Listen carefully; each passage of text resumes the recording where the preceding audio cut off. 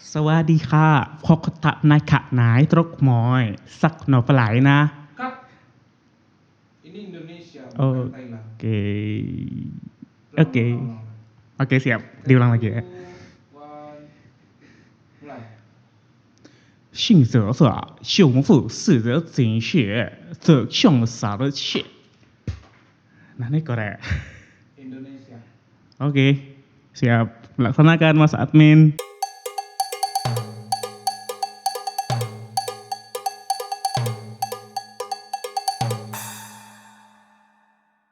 Assalamualaikum warahmatullahi wabarakatuh. Jumpa lagi di channel Gading Hitam. Kemarin kita udah membahas sejarah. Sekarang kita akan membahas yang horor. Tapi horornya nggak horor kali sih. Nah, nanti horor ini tentang apa? Sebelumnya intro dulu Mas Admin.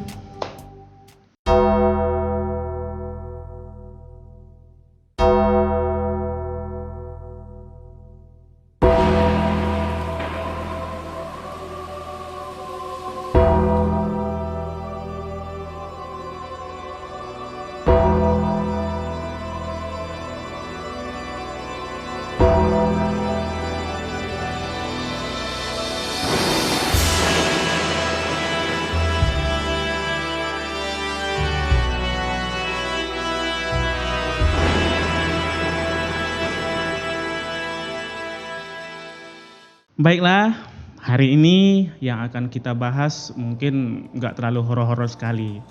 Yang mana cerita ini adalah cerita turun-temurun, baik itu di masyarakat Melayu maupun di Minangkabau. Ya, walaupun sudah banyak youtuber-youtuber yang telah membahas tentang cerita-cerita seperti ini, tapi saya akan mencoba membahasnya lagi. Semoga hal ini menambah pengetahuan Anda. Yang akan kita bahas kali ini yaitu tentang Palasik. Kalau orang Minangkabau menyebutnya Palasik, namun di daerah-daerah lain yang ada di luar Minangkabau ada yang menyebutnya Kuyang. Apa? Kuyang.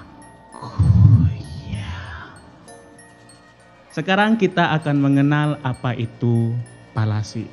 Baiklah, apa itu Palasik? Palasik itu bukan makhluk gaib, guys. Dia juga bukan hantu. Jadi apa itu Palasik? Palasik itu hanya orang biasa yang melakukan ilmu hitam. Jadi orang-orang ini sangat ditakuti oleh ibu-ibu yang ada di Minangkabau. Walaupun secara umum tidak semua daerah di Minangkabau tahu tentang Palasik, tapi kita akan bahas sedikit Palasik itu apa. Jadi Palasik ini merupakan orang-orang yang melakukan ilmu hitam tingkat tinggi, yang mana ilmu hitam yang dilakukannya itu sangat berbahaya dan sangat menakutkan. Kenapa ya menakutkan? Ya karena orang-orang yang melakukan ilmu hitam ini, mereka itu makan bayi, guys, makan anak-anak kecil. Jadi wajar saja ibu-ibu di Minangkabau takut dengan adanya Palasik. Palasik ini itu diturunkan secara turun-temurun dari orang tua ke anaknya. Itu sebanyak 7 turunan. Ini udah kayak harta warisan aja ya. Diturunkan 7 turunan. Tapi tidak di keturunan ke-8. Selain itu, Palasik ini akan melemah kekuatannya jika ada perkawinan campuran. Misalnya seperti ini. Orang tua yang memiliki ilmu Palasik menikah dengan orang biasa, maka ilmu Palasiknya akan berkurang untuk anaknya. Lalu bagaimana sih ciri-cirinya Palasik? Nah, ini menurut sumber yang saya baca nih ya. Ciri-ciri Palasik itu mereka tidak memiliki ini garis di antara bibir dengan hidung yang di sini ya guys ya. Nah, ini karena ketutupan sama kumis jadi nggak kelihatan garisnya seperti ini. Lalu jenis-jenis Palasik itu yang mana aja? Nah, Palasik itu terbagi 3 menurut cara dia makan. Yang pertama, palasi yang memakan bayi yang masih di dalam kandungan. Ya, makan bukan seperti kita makan ya. Maksudnya mungkin dia pakai ilmu gaib dia untuk menghisap mungkin roh-roh atau aura dari bayi tersebut. Jadi nanti ketika bayi itu lahir, itu ubun-ubunnya akan cekung guys. Jadi menakutkan sekali ya. Wajar ibu-ibu di Minangkabau takut dengan palasi ini. Terus ada jenis yang kedua, dia itu mengganggu bayi-bayi yang sudah lahir tapi bayi ini masih lemah. Jadi bayi ini akan sering sakit-sakitan nanti, dan kalau sudah sering sakit-sakitan ya kita tahulah apa ujungnya nanti. Bayi tersebut akan mati. Selanjutnya ada jenis yang ketiga, yang mana ini lebih horor lagi.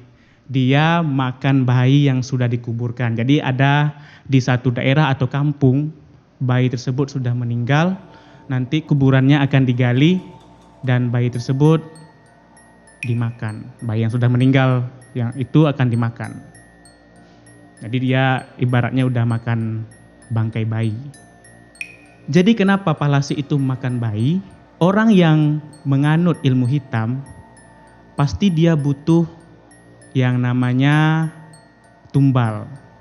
Jadi bayi-bayi ini itu digunakan untuk memperkuat ilmu hitam yang dia tuntut. Oke, selanjutnya kita masuk ke ciri-ciri bayi yang terkena palasi. Kalau dalam ciri-ciri ringan, bayi yang terkena palasi itu dia akan susah tidur, dia akan menangis, dan lama-lama bayi ini akan lemas seperti itu. Tapi jangan dikatakan nanti kalau misalnya ada ciri-ciri yang seperti itu bisa saja bukan palasi. Mungkin saja penyakit-penyakit sekarang, penyakit-penyakit modern seperti itu. Mungkin gangguan-gangguan seperti itu. Jangan nanti gara-gara bayinya susah tidur, bayinya menangis setiap malam, itu malah dikatakan kena palasi. Tidak seperti itu juga. Selanjutnya untuk ciri-ciri bayi yang sudah berat terkena palasi ini, dia akan lemas, tadi sudah dibilang akan lemas. Setelah itu ubun-ubunnya akan mencekung. Lalu lama-kelamaan dia akan sakit dan akhirnya meninggal. Bayi-bayi tadi kasihan juga ya. Bayi-bayi yang gak bersalah jadi korban palasi seperti itu. Lantas bagaimana caranya untuk menangkal ilmu palasi? Yang akan saya jelaskan adalah menangkal palasi di Minangkabau. Kalau palasi di daerah lain saya tidak tahu. Mungkin kalau kawan-kawan tahu silakan di komen di bawah. Di daerah Minangkabau ada beberapa cara untuk menangkal palasi.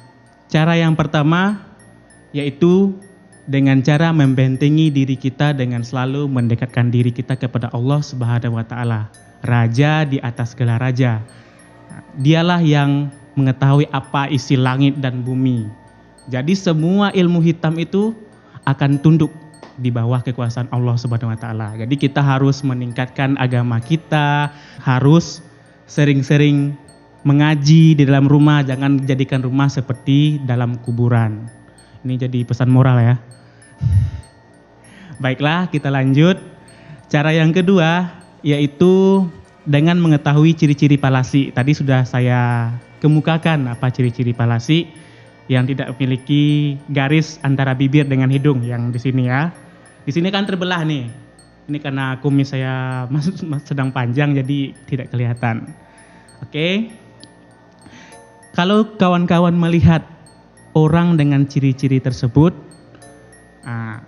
itu silakan kawan-kawan dekati. Ini bagi ibu-ibu nih ya, ibu-ibu yang punya anak, nanti ibu-ibu dekati terus bilang, "Nek, ini cucumu," atau "Kek, ini cucumu." Itu ciri-ciri palasi itu kalau di Minang ada juga yang seperti itu yang nggak ada ini. Itu kami bilangnya orang bunian.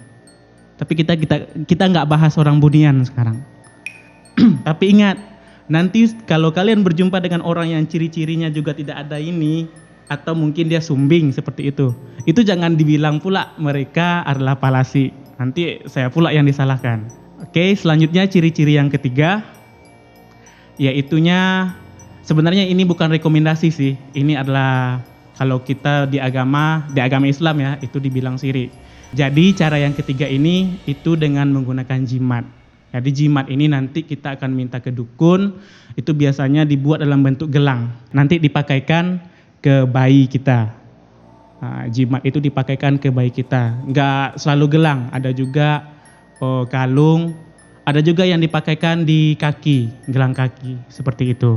Mengenai palasi ini ada cerita di sebuah keluarga yang memiliki seorang bayi yang terkena palasi. Melihat bayi ini terkena palasi, sang ibu malah kejang-kejang. Saya karena melihat ibunya kejang-kejang, saya juga ikut kejang-kejang seperti itu.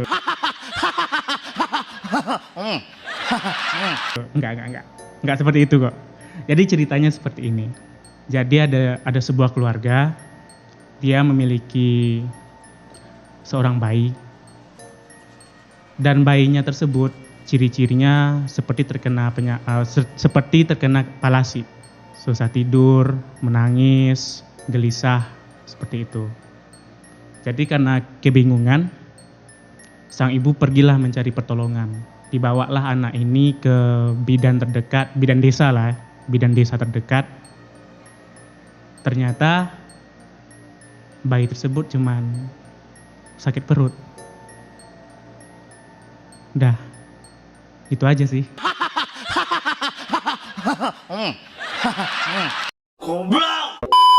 Tapi kalau untuk beberapa kasus mengenai palasi, ada. Di tempat tinggal saya pun ada.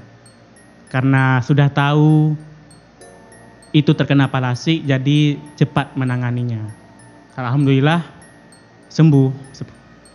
Alhamdulillah sembuh. Alhamdulillah sembuh. Dan kebanyakan sembuhnya penyakit palasi itu di tempat saya, khususnya umumnya di Minangkabau, itu dibantu oleh orang-orang yang mendekatkan dirinya kepada Allah Subhanahu wa Ta'ala. Jadi bukan sembarang orang ya untuk mengobati palasi ini. Oke, sekarang kalian udah tahu kan apa itu palasi? Itulah palasi di Minangkabau. Tapi saya pernah nonton film tentang palasi. Itu bintangnya kalau tidak salah Siti Badriah. Saya bukan promosi film ya di sini. Bagi kalian yang ingin melihat film tentang palasi yang ceritanya persis sama dengan apa yang saya bahas sekarang, itu kalian bisa lihat film Siti Badriah yang judulnya Palasi juga. Baiklah, demikianlah pembahasan kita tentang palasi hari ini.